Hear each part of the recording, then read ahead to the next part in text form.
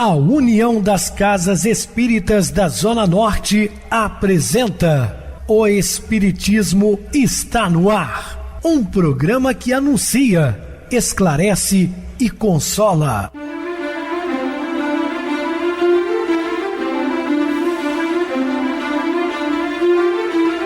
Não se turve vosso coração.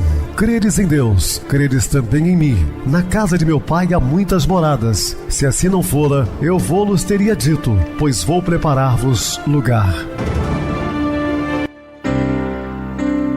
O Espiritismo está no ar. Sintonize esta frequência. Pare, pense na vida, faça perguntas. Uma ótima noite para você, muito obrigado pelo carinho, pela sintonia. Rádio Clube FM, sua voz é a nossa voz. Estamos no ar de segunda a sexta, desde 2014 pela emissora, depois também pelo YouTube, o canal Viver _ Melhor. Se inscreva, deixe seu like, sua opinião sempre importante para nós. Ou acesse o YouTube, digite o Espiritismo está no ar. Lá encontrarão vários programas, inclusive o do dia. Recebo mais uma vez meu querido amigo, expositor espírita, Dr. Kleber. Uma boa noite, seja muito bem-vindo. É um prazer estarmos aqui juntos para darmos continuidade aos estudos de André Luiz. Inicialmente, nós desejamos que a paz do Divino Mestre possa estar em nossos corações e em nossos lares. Bem, meus irmãos, vamos falar sobre os olhos do amor. Dúvidas? Entre em contato conosco ligando para o WhatsApp da Clube FM, 0 operadora 32 99932 7758. Para falar comigo, utilize a TIM 98801 2675, WhatsApp 98449 novamente 59. O e-mail, o Espiritismo está no ar, @hotmail.com. Interajam conosco, façam perguntas, tirem dúvidas, podem dar sugestões ao programa. Estamos à disposição dos ouvintes. Vamos agora para aquele momento muito especial que é o nosso momento de oração. Sintonize esta frequência. O Espiritismo está no ar. Momento de oração. Queridos e amados irmãos em Cristo, que Jesus seja a nossa luz, o nosso roteiro, o nosso farol a iluminar as nossas almas, principalmente nos momentos de turbulências que muitas vezes enfrentamos, mesmo sabendo que tudo isso faz parte do nosso crescimento, da nossa evolução espiritual. Precisamos contar com o Mestre Galileu e com essa pleiade de auxiliares do mundo espiritual, sempre dispostos a nos auxiliar. Estamos apresentando O Espiritismo está no ar. Bem, meus amados irmãos, estamos de volta com o assunto da noite, falando sobre os olhos do amor. Ainda quando eu falasse todas as línguas dos homens e mesmo a língua dos anjos, se não tivesse caridade, não seria senão como um bronze solente. A caridade é paciente, é doce, é benfazeja. A caridade não é invejosa, não é temerária, não se enche de orgulho, não se desdenha, não procura seus próprios interesses, não se melindra, não se irrita com nada. 1 Coríntios, capítulo 13, também está no Evangelho segundo o Espiritismo, capítulo 15, item 6.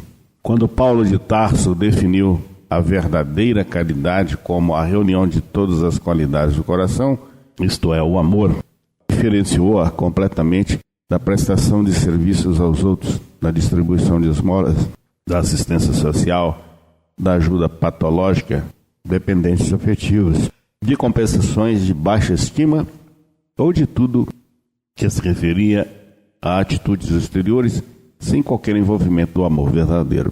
Olha que Paulo coloca as 3 virtudes. Hoje permanece a fé, a esperança e o amor. O maior delas é o amor.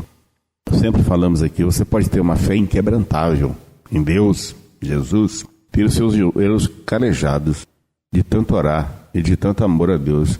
Mas se você não tem amor pelo seu próximo, pelos animais, pela vida, meu amigo, minha irmã, está perdendo tempo. Porque as suas orações não passam do teto de sua casa. Compreendem? Então o amor cobre a multidão dos pecados. O amor é tudo. Existem algumas correntes religiosas, nossas co-irmãs, respeitamos, mas desde a sua fundação está dizendo assim: o homem viverá pela fé como fonte de salvação.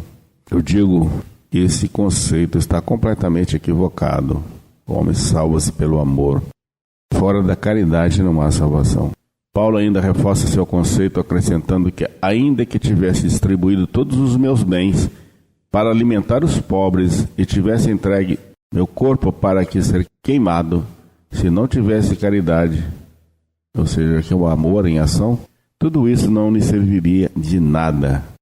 Muitas vezes doamos coisas ou favorecemos criaturas a fim de proporcionar a nós mesmos, temporariamente, uma sensação de bem-estar, de poder íntimo, ou até mesmo de vaidade pessoal, para compreender nossos desajustes emocionais e complexos de inferioridade. Quantos se apresentam assim para a sociedade, fazendo caridades, filmando, inclusive, jogando às vezes nas televisões e nas mídias sociais, para que alguém diga: nossa, como ele é caridoso, como ela é caridosa, perdendo tempo. Isso pode representar para os homens, mas Deus conhece a nossa essência. São sentimentos transitórios e artificiais que persistem entre as criaturas que, por não se encontrarem satisfeitas consigo mesmas, trazem profunda desconsideração e desgosto, supervalorizam-se fazendo algo para os outros, para provarem às pessoas que são boas, importantes e merecedoras de atenção. Vejam só, são carentes, precisam ser enaltecidas, vazias. Tomemos muito cuidado com isso. Na realidade, caridade é amor. E amor é a divina presença de Deus em nós. Raios com que Ele modela a tudo e a todas as criaturas. O amor é considerado como a real estrutura da vida e a base de toda lei universal. É imprescindível esclarecermos que há inúmeras formas de focalizar caridade e nós nos reportaremos a ela como sendo o amor essência. Energias que emergem de nossa natureza mais profunda, procedentes da onipresença divina que habita em tudo. Minerais, vegetais, animais e seres humanos, ou ao mesmo tempo que vibram, também recebem essa vitalidade amorosa. Então, existem animais, já falei em alguns programas desses, que estão muito próximos dos homens. Animais como o cachorro, cavalo, gato, animais domésticos. E eles têm um amor muito grande pelos seus donos. Tem um carinho especial. No mar nós temos os golfinhos que aproximam muito dos homens, né? Então, observem que eles também vibram numa faixa de carinho, de troca, de amor. O mineral de rocha permanecerá como tal, enquanto a atração e a tendência de seus átomos e moléculas se mantiverem atraídos e integrados uns aos outros. Tais atrações constituem os primeiros estágios dessa energia do amor nos seres primitivos. Semelhante poder atrativo prospera e se movimenta em cada fase da vida, de conformidade com o grau evolutivo em que se encontram os elementos e as criaturas em ascensão. Observemos a natureza, propensões, gostos e identificações com as quais se particularizam cada ser do universo, inclusive a própria criatura humana, são movimentações dessa força de predileção nomeada comumente por aspiração amorosa. Nós temos que ter inspiração divina com todo o amor possível. Segundo o apóstolo João, Deus é amor. Aquele que permanece no amor permanece em Deus e Deus permanece nele. Olha só que importante, não é? Consequentemente, nós, herdeiros e filhos, assevera o Senhor que somos amor, criados por Ele, por esse plasma divino. Portanto, somos oriundos do amor incomensurável que sustenta e dirige suas criaturas e criações universais. Todos nós estamos nos descobrindo do processo dinâmico da evolução, assemelhando-nos a um gradativo despetalar de camadas e mais camadas, iniciando pelas mais densificadas para atingirmos o nosso turno, o cerne, nosso âmago amoroso. Deus fez os homens à sua imagem e semelhança, e dessa forma somente conheceremos o verdadeiro sentido da caridade como amor criativo, integrador e generoso, quando chegarmos a ter uma clara consciência de nós mesmos. Lembrando a todos que só podemos amar a Deus quando amarmos o próximo. Se não tivermos amor pelo semelhante, pelos animais, não temos amor por Deus, né? Isso também é fato. Só um coração puro pode atingir a culminância das esferas superiores através da prece. Senão, como eu falei, não passa do teto. Temos que ter essa consciência.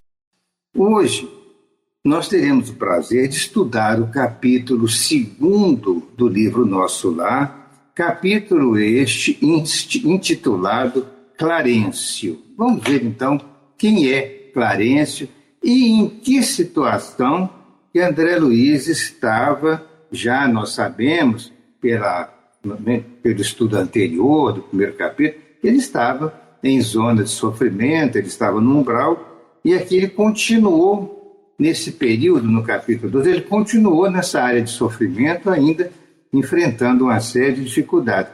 Mas este capítulo é um capítulo chave, importante, porque é neste capítulo que ele vai receber o socorro espiritual devido para ser retirado desta área de sofrimento. Vejamos aqui. Ele escreve assim: suicida, criminoso, infame. Gritos assim cercavam-me de todos os lados.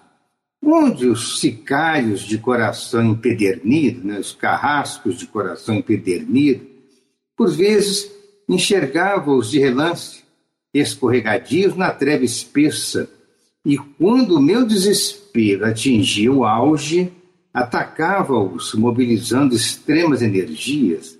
Em vão, porém, esmurrava o ar nos paroxismos da cólera, nos extremos da cólera. Gargalhadas sarcásticas feriam-me os ouvidos enquanto os vultos negros desapareciam na sombra. Eram espíritos muito inferiores e que perseguiam as criaturas que estavam ali em sofrimento. Para quem apelar? Torturava-me a fome, a sede me escaldava. Comezinhos fenômenos mais simples da experiência material, patenteavam-se-me aos olhos. Crescera minha barba, a roupa começava a romper-se com os esforços da resistência na região desconhecida. A circunstância mais dolorosa, no entanto, não é o terrível abandono a que me sentia votado, mas o assédio incessante de forças perversas que me assomavam nos caminhos ermos e obscuros. Irritavam-me, aniquilavam-me a possibilidade de concatenar ideias. Desejava ponderar maduramente a situação, esquadrinhar razões e estabelecer novas diretrizes ao pensamento. Mas aquelas vozes, aqueles lamentos misturados de acusações nominais, desnorteavam-me irremediavelmente. E o sofrimento era uma coisa constante, porque ele se via com as mesmas sensações do corpo físico, ele sentia sensações de fome, de sede, embora isso tenha que ficar muito bem claro e colocado, que é uma sensação que o espírito tem, porque ele está ainda muito ligado às sensações da terra, às sensações do próprio corpo físico.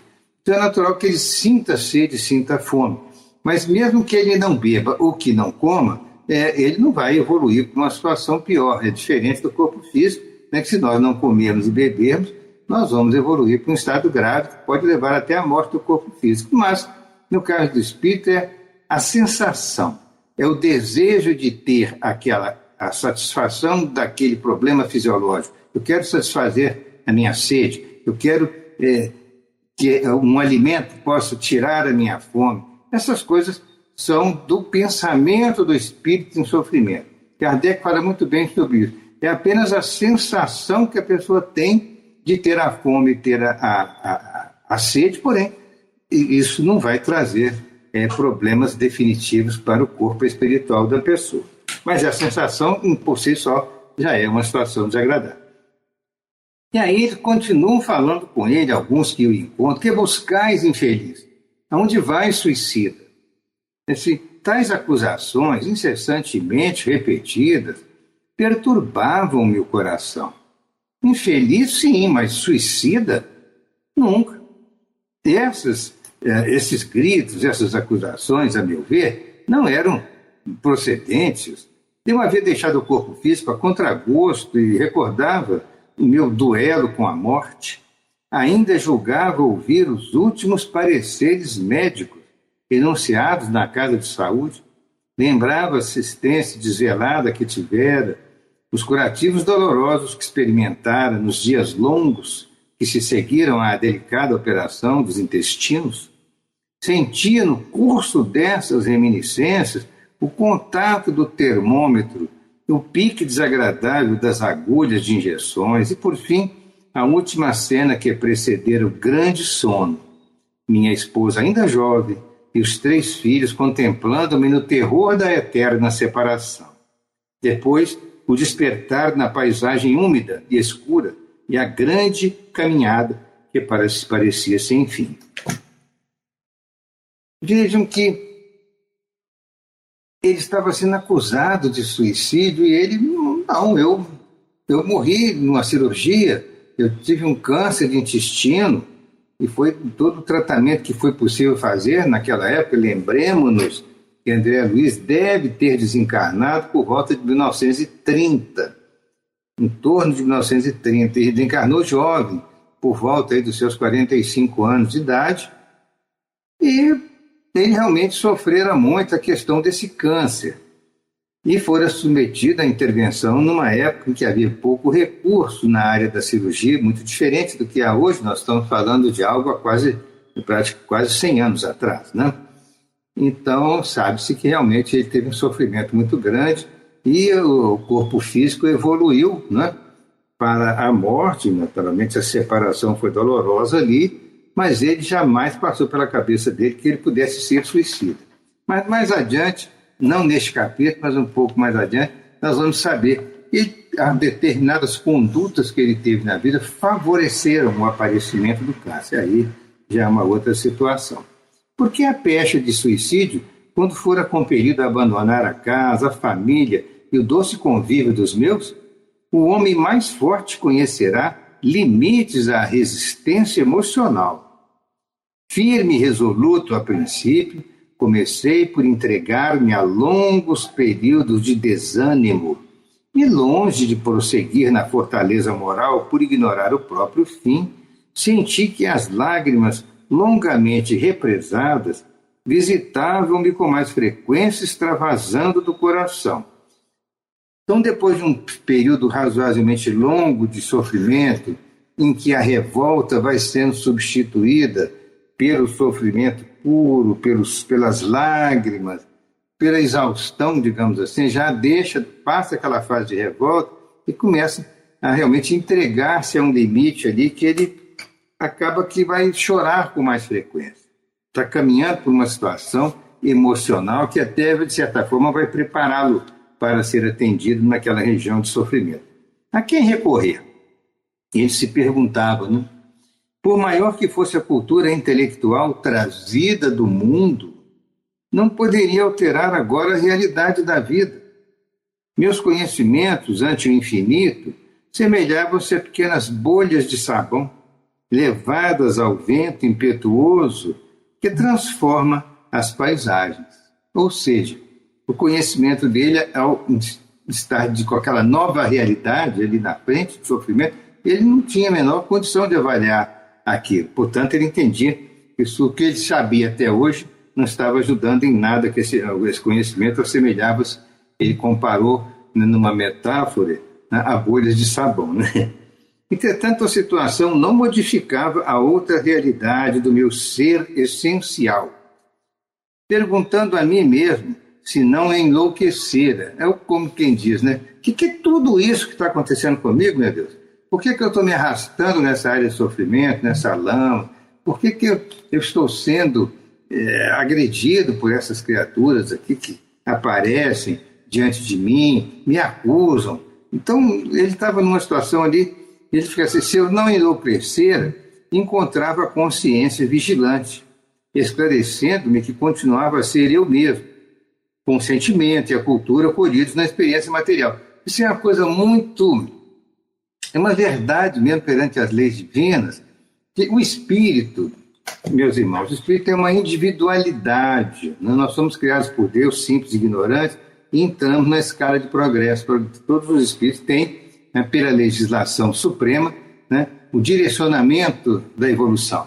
Nós podemos, com o nosso livre-arbítrio, cometermos erros, darmos uma voltinha daqui, uma voltinha dali, nos afastarmos dos desígnios do alto, temporariamente, vamos responder por isso, mas nós temos inserido em nós a lei do progresso espiritual.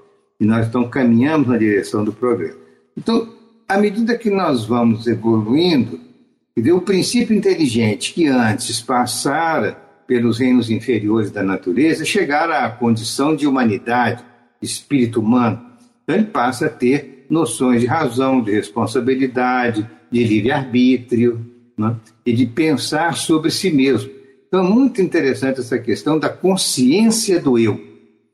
Isso aí cria muitas dúvidas para muitos cientistas que são materialistas, mas que ficam sem respostas perante a consciência do eu. Como é que se pode explicar que a pessoa sabe que ela é ela própria? Como é que nós sabemos que nós somos nós próprios? Que nós olhamos para dentro de nós e nos vemos como uma individualidade em processo evolutivo, mas nós nos vemos como uma individualidade. Ou seja, eu sou eu não sou o outro. Quem sou eu? Eu sou eu mesmo. Olhando para dentro de mim, eu vou ter uma série de memórias, de recordações que vão fazer com que eu consiga compreender, a minha individualidade por as experiências que eu já passei. Então, essa consciência do eu, ele mantinha. Ele sabia que ele estava consciente. O sentimento de cultura, colhido na experiência, a cultura, os sentimentos que ele tinha colhido na existência material, persistiam com ele. As necessidades fisiológicas também, eu falei das sensações de sede, de fome, castigava a minha fome com todas as fibras, e nada obstante o abatimento progressivo não me fazia cair definitivamente em absoluta exaustão. Ele tinha a sensação de abatimento, mas ele não ficava totalmente exausto, porque, na verdade, essa alimentação física que tinha vontade não era requerida naquele momento.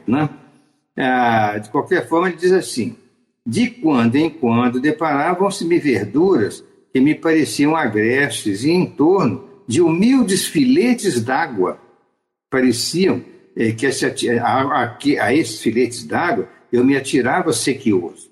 Devorava as folhas desconhecidas, colava o lábio à nascente turva, enquanto me permitiam as forças irresistíveis a impelirem-me para a frente. Muitas vezes suguei a lama da estrada e recordei o antigo pão de cada dia, vertendo copioso pranto. Explicado, vamos agora para o intervalo musical a seguir a nossa oração final. Nossos pés.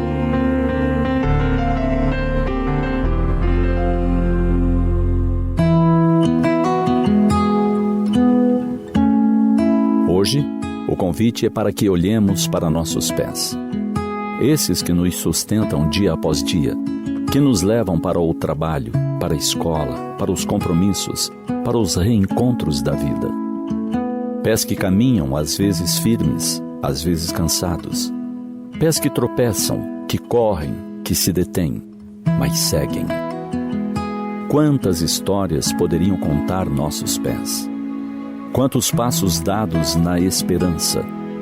Quantos foram palmilhados na dor? Quantos caminhos escolhidos com coragem? Quantas idas e vindas marcadas por silêncios, por esperas e por recomeços? Agora, lembremos dos pés do homem mais ilustre que este mundo conheceu, o Nazareno, Jesus.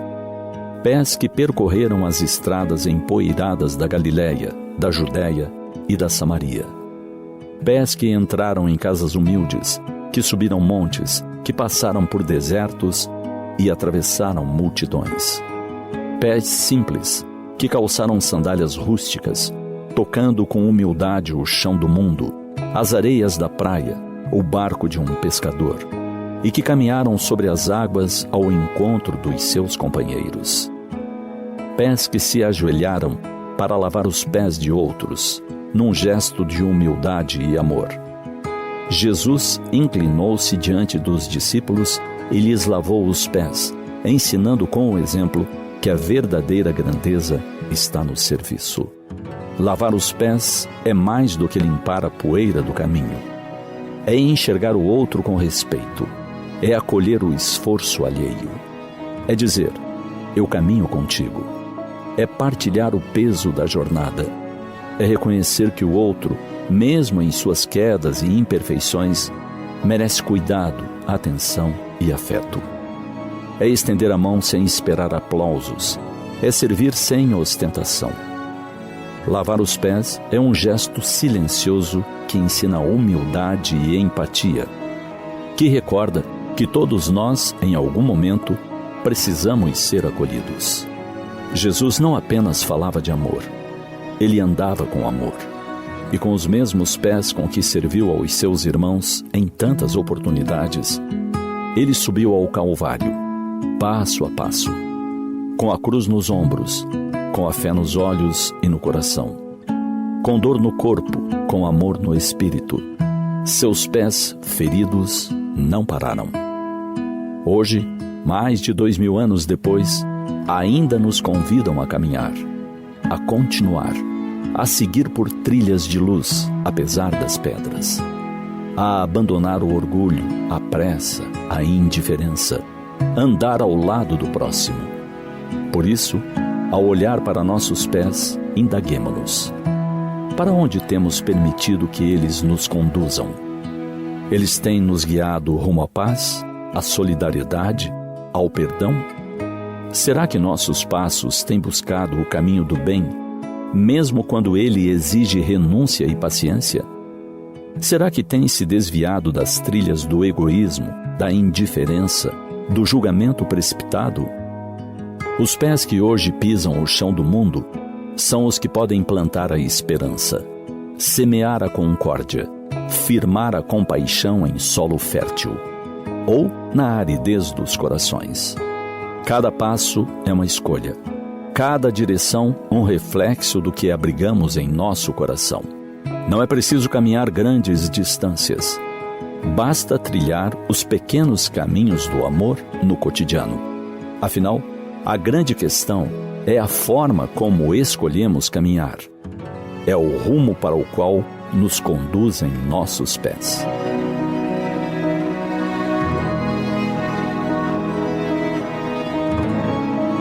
Sintonize esta frequência. O Espiritismo está no ar. Momento de oração. Senhor Jesus, Mestre Divino, agradecemos, Senhor, pela oportunidade de trabalho no bem, propagando o seu evangelho de luz, de amor, de paz, amparada pela espiritualidade maior, para que sejamos aqui postos, trabalhando novamente em seu nome. Muita paz a todos. Meu querido Dr. Kleber, suas despedidas? E aqui eu agradeço o carinho e a atenção de vocês, desejo muita paz para os seus lares, para os seus corações e para todos nós. Jesus abençoe. Boa noite, muito obrigado pelo apoio aqui no programa. Boa noite também a todos os amados irmãos ouvintes do YouTube, internautas do Brasil, do exterior, nossos irmãos da Zona Norte e de Juiz de Fora que nos acompanham com a rádio local, 87,9 Rádio Clube FM. Continue ligados ouvindo a nossa próxima atração, o programa Batidão com o DJ Tico, a seguir na voz de Ailton Moreno, Encontro Central. Boa noite a todos e até amanhã, se Deus quiser.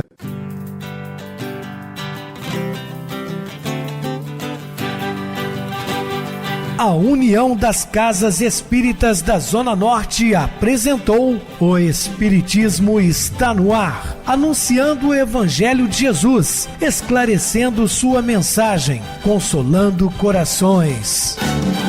Olhe pro céu e descubra imagens de luz.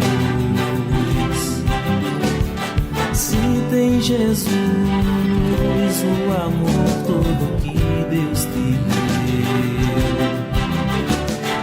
Pense no bem melhor em que pode fazer.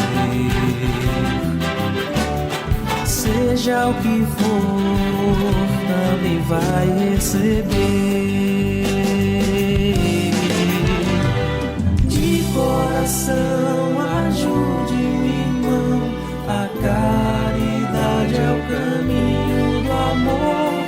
Faça ainda que possa sofrer, pois bênçãos de Deus há de ter. Ame, perdoe e viva melhor a natureza, o céu e o mar.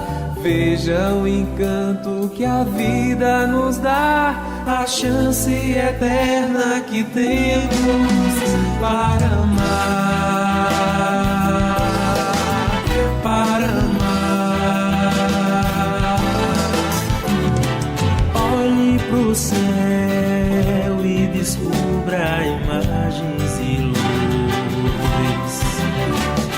Sinta em Jesus o amor todo que Deus te deu. Pense no bem, no melhor em que pode fazer. Seja o que for, também vai receber. De coração, ajude o irmão, a caridade é o caminho do amor. Faça ainda que possa sofrer, pois bênçãos de Deus há de ter.